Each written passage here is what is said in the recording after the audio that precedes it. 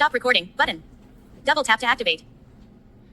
This video opens with a picture that says, "Welcome to my channel," spelled out in red and blue yarn.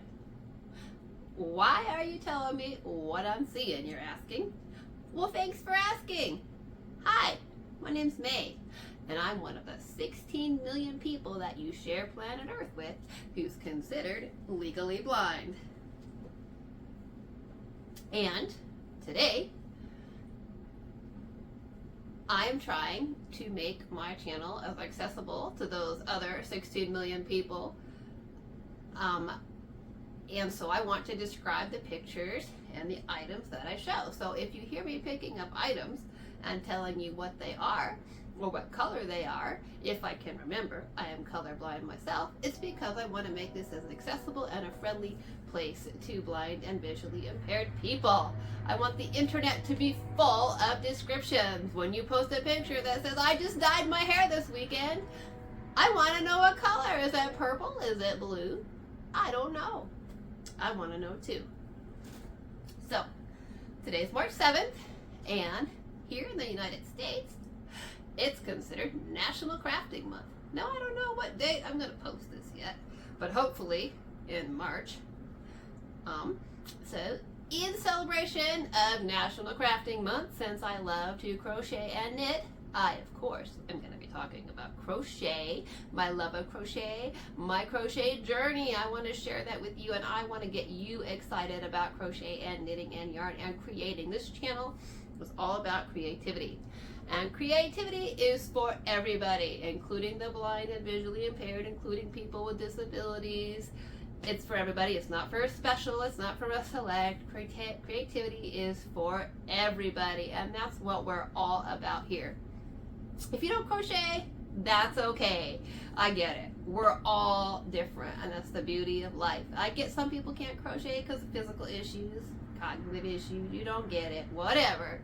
But I want to get you excited about crochet because I love it, and I think the world would be better if we all loved it. So maybe you spent a weekend or a week and your summer when you were 12 at grandma's house and grandma crocheted and she handed you a crochet hook and you're like, okay, you got it. And then you went home and you put it aside for like 30 years. Well, guess what? It's time. Get a hook again, get some yarn and give it another try. Why not? That's what I say in life. So my grandmother crocheted. She made beautiful things. I want to say like crochet isn't magic, because it's not super magic. Like you have a hook and you have yarn and you drape the yarn over the hook and then you pull it through the loop, and we just make loops and loops. That's all we do in crochet. We loop yarn over hook and we pull it through and we make loops into loops into loops, which makes fabrics. So it really is kind of magical. I tell people when you knit and crochet, you make string into pretty things. How fun and magical is that? But don't overcomplicate it in your head. Don't be intimidated by it. Give it a try. So my grandmother crocheted and I loved it. She made me the best dresses. My Barbies were the best dressed. Okay, my grandmother crocheted like variegated pink sundresses for my Barbie. My grandmother crocheted the most beautiful, white, lacy, flowy, poofy wedding dress for my Barbie. I love to dress her up in her wedding dress. She wore it around just because.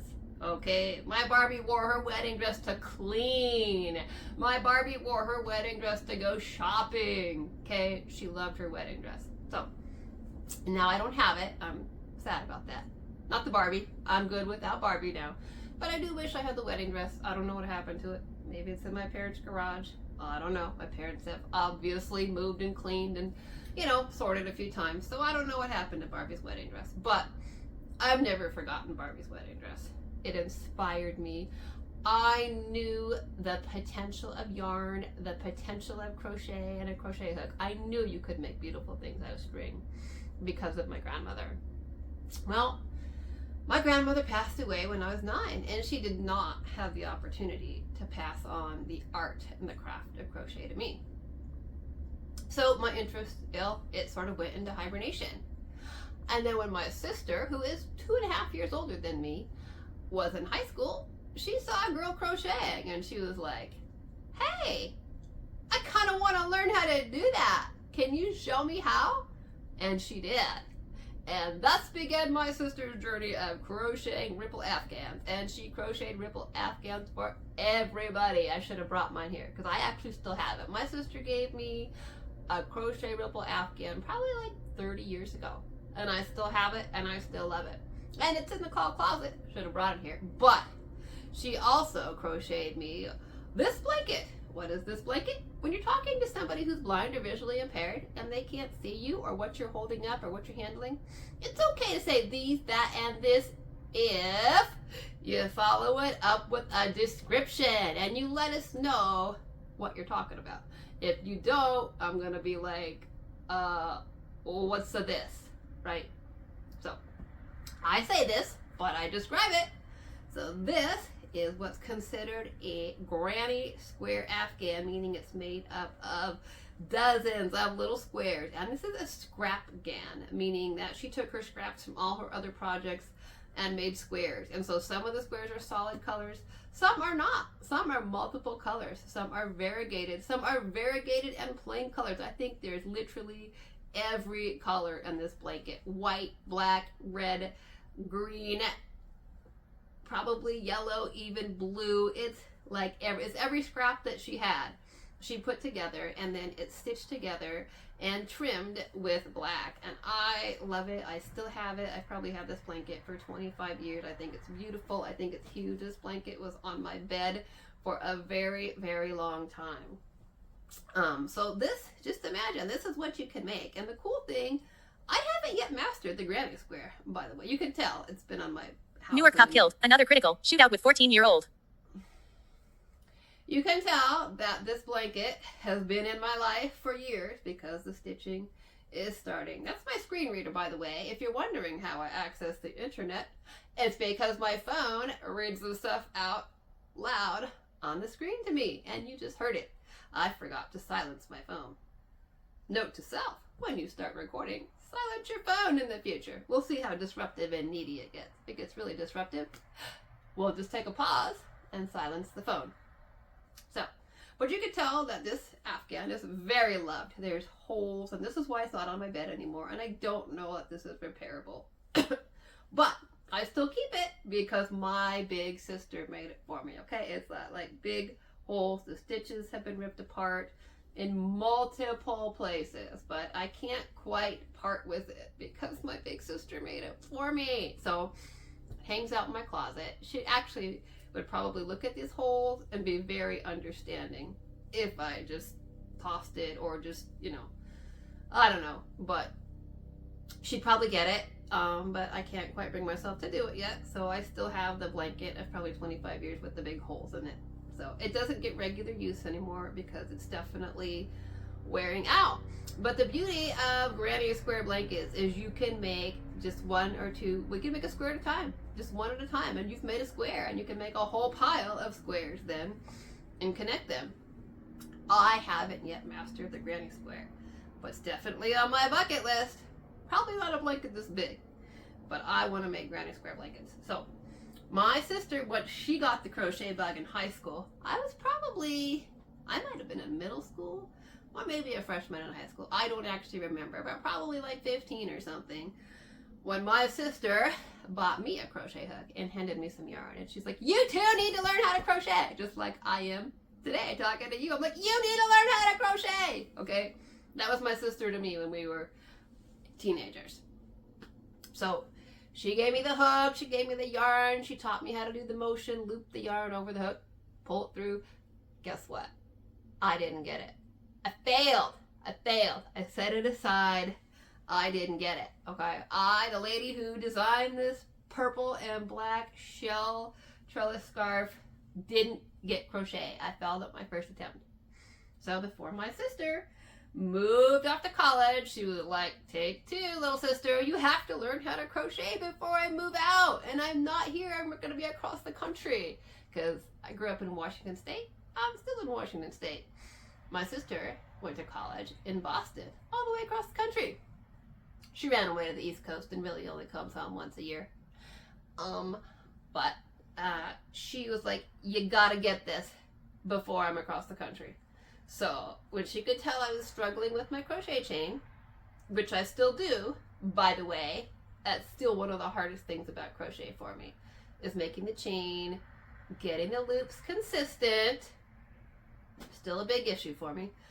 She went ahead and she made the chain, and then she made like a whole first row of stitches, and she's like, there, now stitch the stitches, work into the stitches, and practice with that. And I did try a little bit. I did. Tried it some, but of course my sister was at college, and I set it down, wadded it up on my headboard, left it there. Once again, crochet went into hibernation. And I think that probably, we may have tried one more time on one of her breaks, probably with some cotton. I think I tried a dishcloth or something, still didn't get it. Then when I was 17, I got my first guide dog, a beautiful black and tan German Shepherd, Genevieve. And then she went back, she attended my senior year of high school with me, and then I got a boyfriend.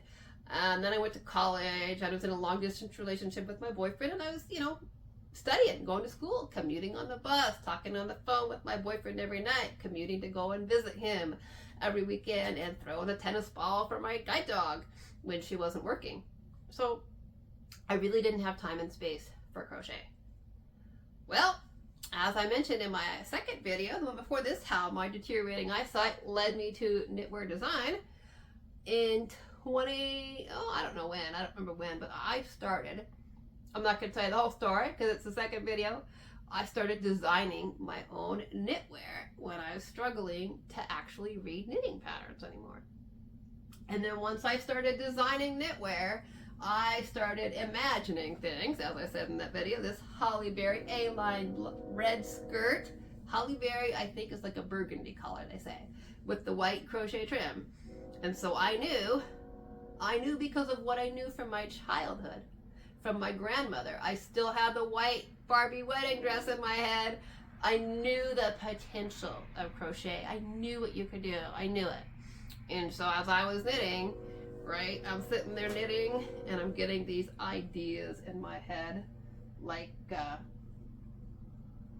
hat, right? Like I'd be knitting a sweater. I didn't bring my cardi in here, I should have, but I was knitting my cardis that I was designing in my head, and these ideas, these images, these pictures, these as I picture ideas in my head that I then try to make with either a crochet hook or a needle and yarn, they just wouldn't stop, right? Like this hat was in my head going, make me, right? Crown in my head going, make me. Scarf in my head, the purple and black shell trellis scarf, make me. So those ideas wouldn't leave me, okay? Like I'd be knitting, and then it'd be like, this skirt needs crochet trim. So I knew the potential because of my sister's crochet, because of my grandmother's crochet, and I thought, I've got to try it again. So literally like 30 years probably from when my sister put a crochet hook in my hand, right? Like 30 years later, knitting later, 3 guide dogs later, doctorate degree later, I was like, I need to crochet again. So my sister comes out once a year. It's a big ordeal from New York. It's a big trip for her, not for us. She flies to us. Long day trip for her. I knew she was coming for a week, and the Wong girls love to drink wine and get out yarn. Usually we're knitting, but I'm like, oh, this year we're bringing out the crochet hooks. We're gonna do it. We're gonna do it. You've been wanting to teach me to crochet. We're gonna do it. So 2023, got some cheap cotton yarn, okay? And I'm like, we're gonna do it. So she did. She taught me how to crochet. And I will tell you that the best beginner crochet project, in my opinion, is the dishcloth. Okay, this is 100%. You just want to look for 100% machine washable cotton. Why? Because it's simple. Because it's easy. It's manageable. You can finish it in a short time. If you make mistakes, it doesn't matter. Your countertops don't care. Your dishes don't care. Okay, it's okay if you make mistakes, because guess what? Mine is full of mistakes. This is like 2023 dishcloth. It is rectangular.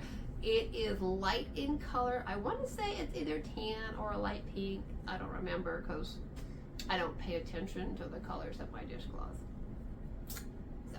So, but I think, like, even if you like are like, I'm kind of interested in crochet, but I'm not gonna wear a scarf, I'm not gonna wear a hat, I'm wearing a white crochet bucket hat with a ruffle brim. If you want to make this hat, Google it. Google crochet bucket hat with ruffle brim, and then all kinds of videos will come up, and then you can just like improvise once you get it and do your own thing. That's what I did with this hat. I'm like, okay, I watched a few videos, I'm gonna do my own thing. Okay, so you can learn how to do that. So, but I would say start with a dishcloth, because it doesn't matter if you make a lot of mistakes. Mine is full of mistakes. Okay, and who doesn't need a dishcloth, right? I mean, do you never spill?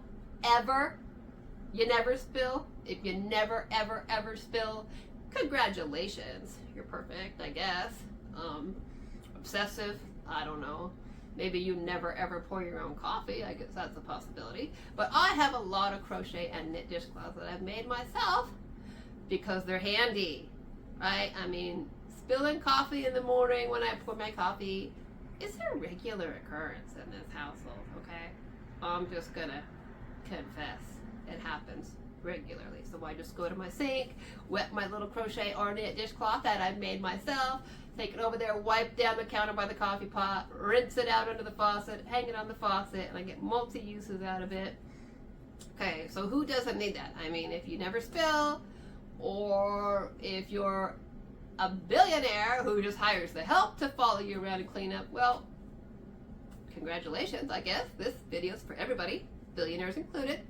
So I don't know what you're doing watching my video.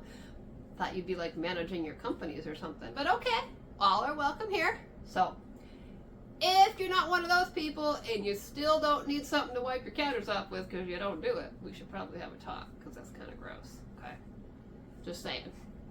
So who doesn't need a cotton cloth, right? So when you look at mine, you can see that there's a couple of rows at the edge, at the shorter end of the rectangle, that are nice and even. It's even, the stitches are even. Okay, they're nice and tight. That's because my sister was here and she made the chain and she did the first couple of rows of stitches, and then she was like, okay, now you start stitching. So if you know somebody who knits or crochets, that's really a great way to learn. Be like, hey, want to come over for an afternoon, have some lunch, hang out, whatever you do when you hang out, and be like, I'll get the hooks in the yard, teach me how. And my sister started this dishcloth for me.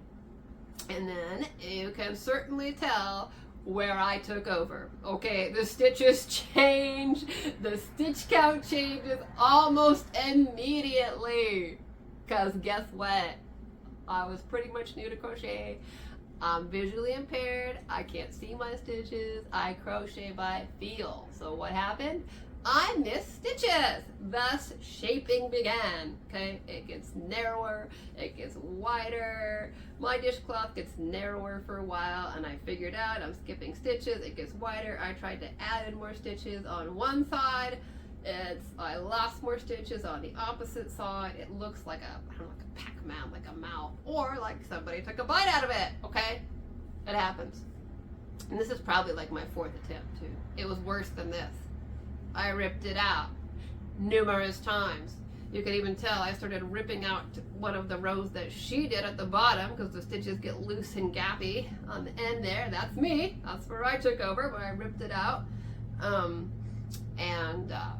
I ripped it out numerous times. So this was probably my third or fourth attempt. And it still looks like I got hungry and took a bite out of it.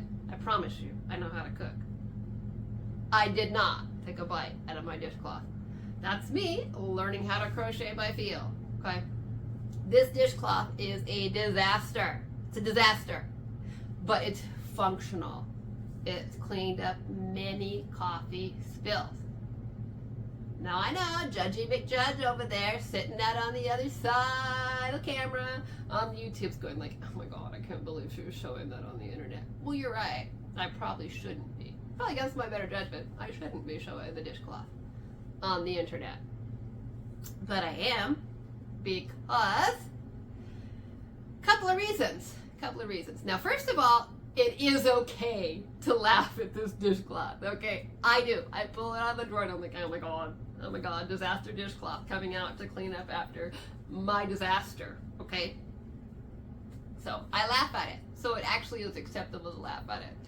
But I'm sharing it with you because I know that a lot of people, they're really afraid to try new things. They're very afraid to try new things. They're afraid of failure. They're afraid I'm not going to be good at it. Okay, they're like, I'm going to try it in my first attempt. It's going to be a disaster. And so I want you to know that, first of all, if somebody tried to introduce you to it when you're like 15 like me and you don't get it, it's okay. You can pick it up 30 years later. Okay? But also, if your first project looks like my dishcloth, it's okay. It's still functional. It's still functional. And I like to look back at it and be like, wow, you've really improved. Look at your Holly Berry skirt with the white trim. You've improved tremendously, right? This skirt is an improvement from the dishcloth. This was my 2023 summer dishcloth. It's an improvement. Okay? So, you can do it even if your first project looks like my disaster dishcloth. Keep going, okay? And you can improve. So, it's okay if your first dishcloth looks like mine. It's okay to laugh at it. It's okay. If you want to just keep it a secret and not tell anybody and never use it, that's fine too. But mine reminds me of where I started from and where I've come. And I think that's really important for us to be able to look back at life, because almost anything that we start, whether it's crocheting, whether it's writing, working out at the gym, whatever we're trying that's new, most of us, when we first try something, okay, needs work, needs improvement, right? So I like to look at my progress and look at how much I've improved. So I'm sharing my disaster dishcloth with you so that you don't get discouraged. So if yours looks like mine, keep going. If you want to laugh at it, it's okay. If people come to your house and laugh at yours, well, you can, be lighthearted about it and laugh at it. Or you can be like, you know what, I was actually practicing my shaping. Because that's what it's called. When you start decreasing and changing the shape, or increasing, where mine gets wider again, right? It gets wider in places. That's where I add stitches, where I increase. That's how I did the white lace on the skirt, is by adding in stitches, by increasing. That's how you shape in knitting and crochet. You take stitches out and you decrease, or you add stitches in and you increase. So you can be like, yeah, I was practicing my shaping. Did that on purpose. Hey, you didn't know you were practicing your shaping. But you can tell them that, right? Okay, but mine's pretty obvious when I miss stitches. There's some really, really big holes in here where I miss stitches because I can't see them and because I was new. So even if you're not visually impaired, it's okay that you miss stitches. Most people struggle when they first learn how to crochet with, where exactly do I put my hook? Is this the stitch that I work in? Did I already work that stitch? And you think that you did work the stitch, and so you skip over it, and you didn't. That's how you lose a stitch. Or you think, I didn't work a stitch, so you work the same stitch twice. Guess what? You've added a stitch and you've increased. So you can always be like, yeah, I did that on purpose. I was practicing my shaping. If they're really giving you a hard time, in your most serious tone, be like, yeah, it's abstract art. You have no appreciation of art. You have no eye for art whatsoever, okay? Be serious about it. Art, and you don't get it. Sorry. You're not in the art club. Okay? If they're really being mean about it, whatever. But that's mine. And it was kind of a disaster, and I was much better at knitting. I was having much more fun with knitting. So after Disaster Dishcloth, I kind of set crochet aside again for a whole another year. I was like, no, I'm knitting. I'm good at knitting. I'm just going to knit. That's what I wanted to do. Because crochet, I was like, maybe I can live without it. Maybe. But oh no. those designs were still in my head. Scarf, purple and black trellis scarf, still in my head going, make me, right? Designs, ideas pop into my head. Things that want me to take them from ideas into reality. I picture ideas, I picture designs, I picture garments, and then it's like, oh, now you've got to make that. You've got to take that from an idea into a real, tangible garment, item, thing. You got to bring it to life. That's what you do when you knit and crochet with yarn. You bring an idea. When you design, you bring an idea into life, into a real, tangible, practical object that you can wear or clean your counters with. Okay? So, fast forward like a year, and I was like, I gotta learn how to crochet again. So, here we have dishcloth of the summer of 2024. This one is variegated, it is white. I think it might have some browns, some greens, could have some blues. It's lots of colors. It's very colorful, maybe some greens. Is it perfect? No. It is not, but it certainly is better than disaster dishcloth of 2023. It's better. It's an improvement. Does it still have places where I miss stitches, where it looks like I took a bite out of it? Yes, it does. It gets narrower at one end. Okay, it's still, I miss stitches. I lost stitches. I added in stitches in the wrong place. But again, it's still practical. Okay, so I did get better. And then I made another dishcloth. Same yarn, I believe. And this one I decided to add what are called bobbles and waves, right? This one has got like a texture. It's got a really cool pattern to it. It's got like textured bobble waves to it. And it's definitely better. It really is. It's an improvement. Is it still perfect? No. But it's an improvement. So if you want to do that, I would definitely say get on the internet, Google. There are so many free crochet patterns and tutorials and videos on the internet that you too can make yourself a practical crochet dishcloth. And once you get that, you can even move on to cool shapes. This one is a sunflower. It is brown in the middle. It has these yellow petals on it. The yellow is called creme brulee, which is described as a pale yellow custard. And this one's from a video tutorial by Mikey from the Crochet Crowd. He talks you through the steps. And it's got these neat little petals. It's got 8 petals. And so you can start making dishcloths in fun shapes. You can make flowers, you can make hearts, whatever. And then you can start looking for the bucket hat that I have on, the white ruffle brim bucket hat. And I just started watching bucket hat tutorials and then took off with it. And I made one in purple too. I mean, right? I had purple scraps left over from a knit purple tank top that I made. So it just seemed like that needed to be made into a purple bucket hat. And if you're looking for small projects, you can always Google things like hearts and Christmas ornaments. This is super simple. It's a red heart. I think it's a 1-row repeat, seriously. And this one is a video tutorial from Krista at The Secret Yarnery.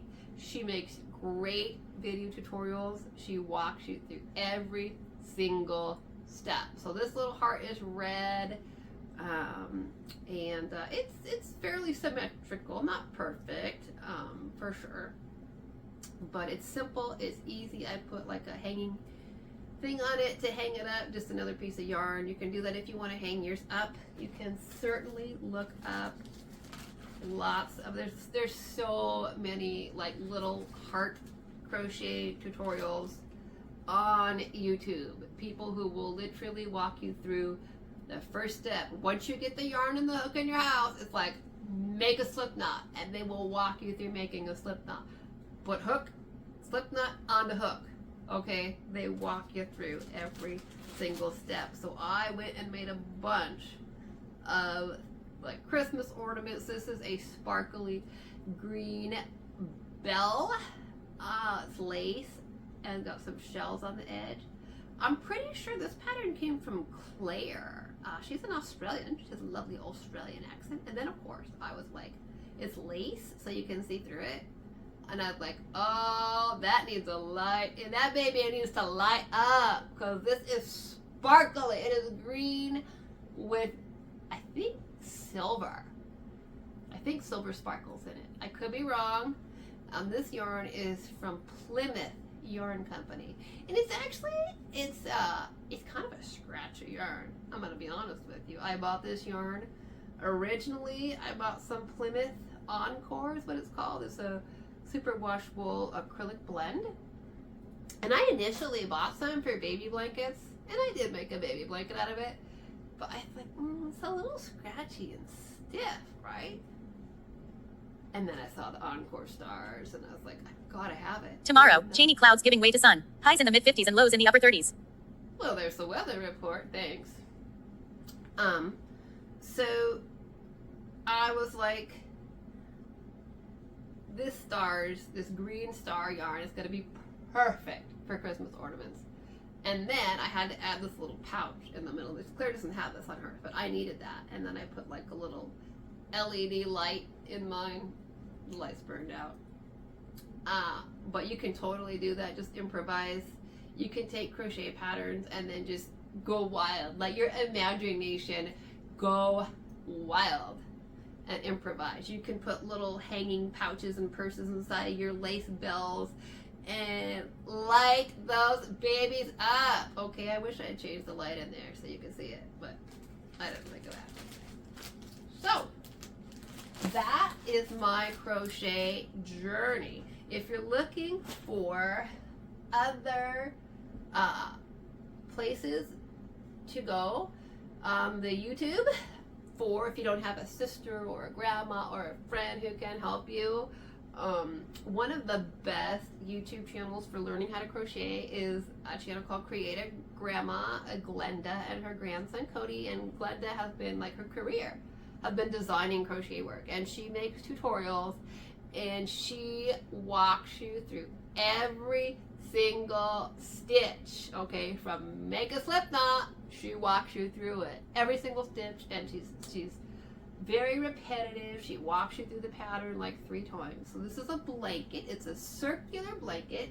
It has 6 colors in it. In the very middle, it's got a warm red brown. That's the center of a flower. This is called the Victorian Star blanket. And then it has a circle of 8 canary popcorn stitches, and then some red petals, and then some dark Dublin green leaves, some lighter greens, and then there's a 6th color, a dark sienna, red brown. Though she did not use these colors. Her colors were pink. She used a different yarn. She used lime brown, hue and me. Okay, when she dropped and released the pattern, I couldn't wait to make it. I couldn't afford any more yarn. Didn't want to wait another month till I had more yarn budget. Okay, I went with what I had in the house. So it's not quite the same yarn, but it's still a bulky yarn. You can substitute. Look at yarn weights. You can substitute. So mine isn't quite as big as hers, but I, of course, went with Knit Picks because I love Knit Picks. This is Knit Picks Brava Bulky. 6 colors. It goes round and round and round. It gets bigger all the way out. I love this blanket. I have been crocheting for less than a year and I made this blanket. Okay, you can too. You can. So check out Creative Grandma. If I can, I'll try to put a link in my video description for this. I don't know how tech savvy I am. I don't know if I'll figure that out, but if you're watching this on YouTube, I bet you can search on YouTube Creative Grandma Victorian Star blanket throw, and she will take you through. It's a 2-part series because it's kind of a long project. I think it's like almost 3 hours total. So, but she will walk you through every single step so that you too can have a blanket like this in your house. If you're looking for something even simpler, this is a 6-pointed star blanket from Sarah Satch Crochet, also a YouTube tutorial. She will walk you through every single step.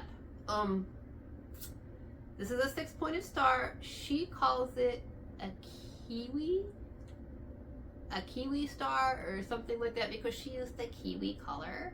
Hers is green. And this is made from Premier Parfait Chunky Fruits, which means it's like these beautiful 3 colors. No matter what color you get, it's going to be a dark. Mine, I chose a color called Dragon Fruit. Again, it was what I had in the house. Now, I don't actually know what color Dragon Fruit is. I think it's pink, but I'm not positive.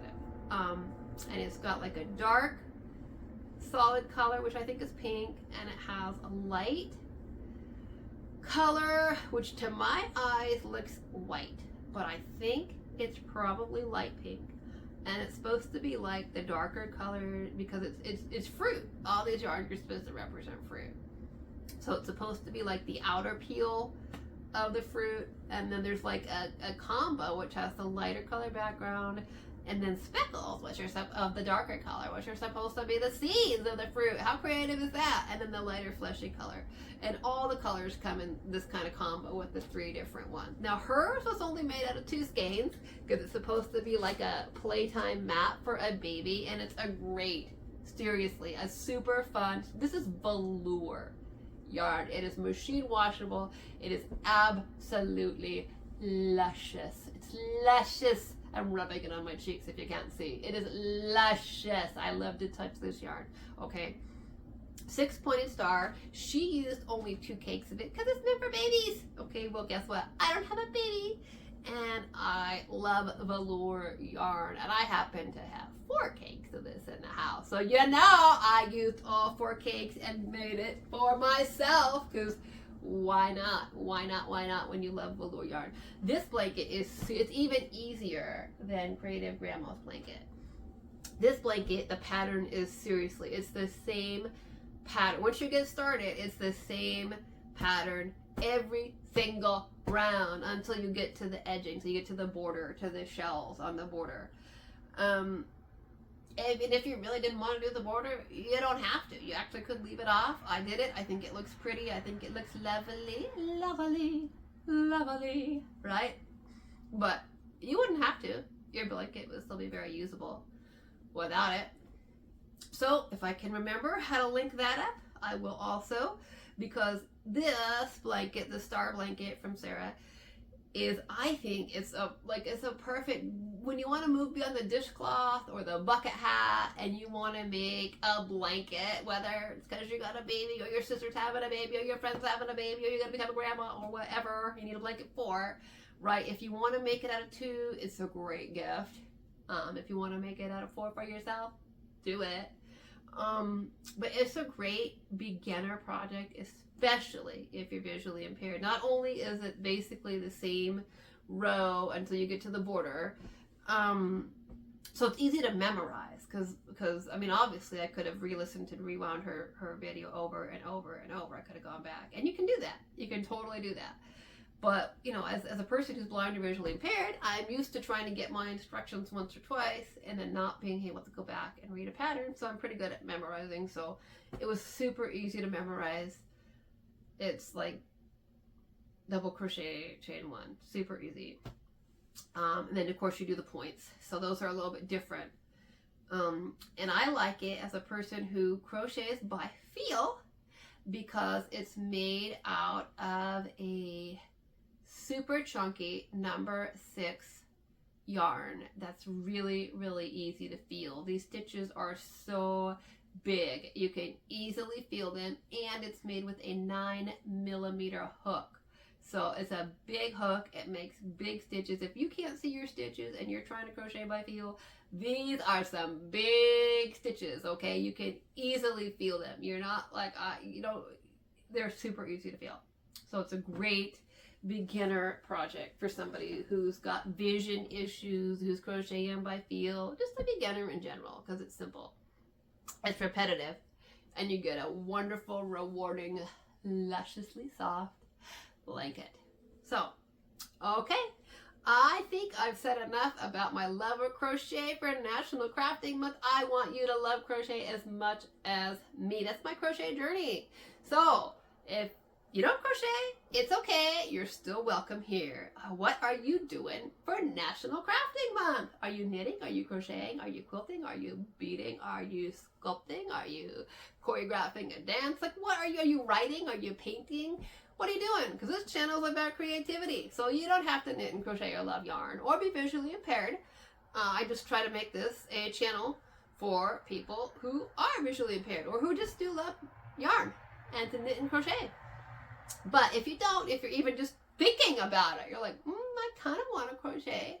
I kind of want to quilt. I kind of want to paint. That's okay. That's okay. You can still tell me about it in the comment section.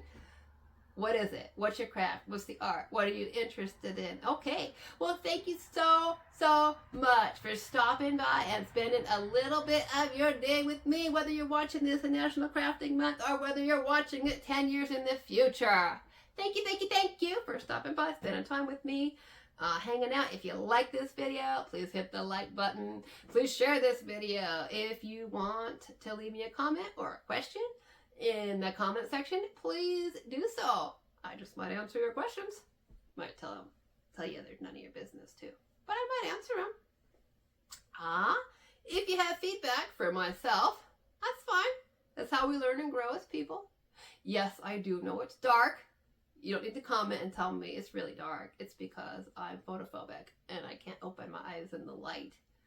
So that's just my eye condition. It's all described in my very first YouTube video called Introduction, if you want the details of my visual condition. But if you want to leave me feedback, this is only my third video. I'm super new at this. By all means, please do so. Just, whether you're interacting with myself or anybody else in the comment section, please be respectful. So, no matter what your craft is, whether it's knitting or crocheting or sewing or quilting or beading or sculpting or painting or drawing or singing or dancing, whatever it is that you do to express yourself, today is a great day to craft and create. Thanks. Bye-bye.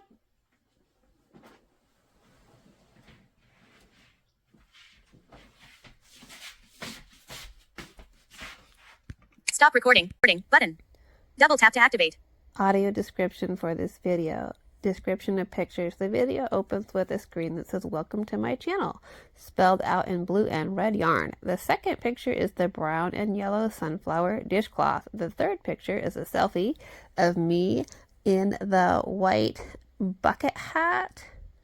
The fourth picture is the red heart. The fifth picture, I believe, is the gold crown.